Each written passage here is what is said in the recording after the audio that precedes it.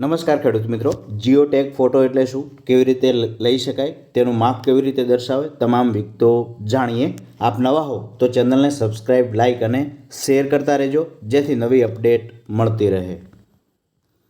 રાજ્યના ખેડૂતોએ જે સર્વે નંબરમાં મગફળીનું વાવેતર કર્યું હોય તેવા સર્વે નંબરની ઈ સમૃદ્ધિ પોર્ટલ પર નોંધણી કરાવવા અને મગફળી વાવેતરનું જીઓ ટેગ ફોટો લઈને તે પોતાના પાસે આધાર પુરાવા તરીકે રાખવા અનુરોધ કરાયો છે। તો કેવી રીતે લઈ શકાય, ચાલો જાણીએ। સૌપ્રથમ તમારા જે પ્લે સ્ટોર છે, જ્યાંથી તમામ એપ્લિકેશનો ડાઉનલોડ થાય છે, ત્યાં તમારે જવાનું રહેશે અને ત્યાં જઈ અને તમે જીઓ ટેગ ફોટો લખો એટલે અહીં એપ્લિકેશનો આવી જશે। તેની અંદર જે તમને અહીં દેખાય છે Jio map camera Jio tagging, તેના ઉપર તમારે ક્લિક કરવાનું છે।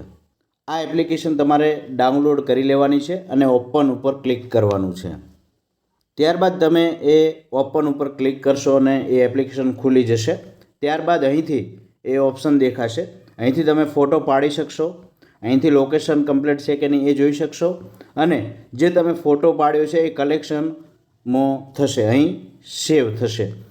ડિફોલ્ટ એટલે તમે શેની અંદર સેવ કરવા માગો છો એ પણ તમને બતાવશે। ત્યારબાદ લોકેશન શેર, તેના ઉપર તમારે ક્લિક કરવાનું છે। જો ફોટો એ માપ સાથે ના આવતું હોય તો તમે લોકેશન શેર ઉપર ક્લિક કરી એટલે અહીં તમારું માપ એ તમામ વિગતો આવી જશે, શું છે, કેટલું માપ છે એ બધું। અને તમારે જ્યાં ખેતરનું એ તમારો ફોટો પાડવાનો હોય ત્યાંથી તમે ઊભા રહી અને એ તમે પાડી શકશો। તો તમે અલગ અલગ 4 જગ્યાએથી 6 જગ્યાએથી ફોટા માપ સાથે પાડી નાખો, તેની અંદર તમામ વિગતો કઈ તારીખે એ વિગતો બતાવશે। તો ખેડૂતોને આ ખૂબ ઉપયોગી વિડીયો થશે। હજુ તમને ના ફાવે તો કોમેન્ટ બોક્સમાં જણાવતા રહેજો, અમે તમને કોમેન્ટ દ્વારા પણ જવાબ આપતા રહીશું। થેન્ક યુ, આભાર।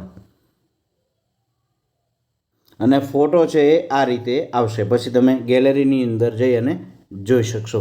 જેમ વધુ તમે શીખશો એમ તમને એ ફાઈ જશે। થેન્ક યુ, આભાર।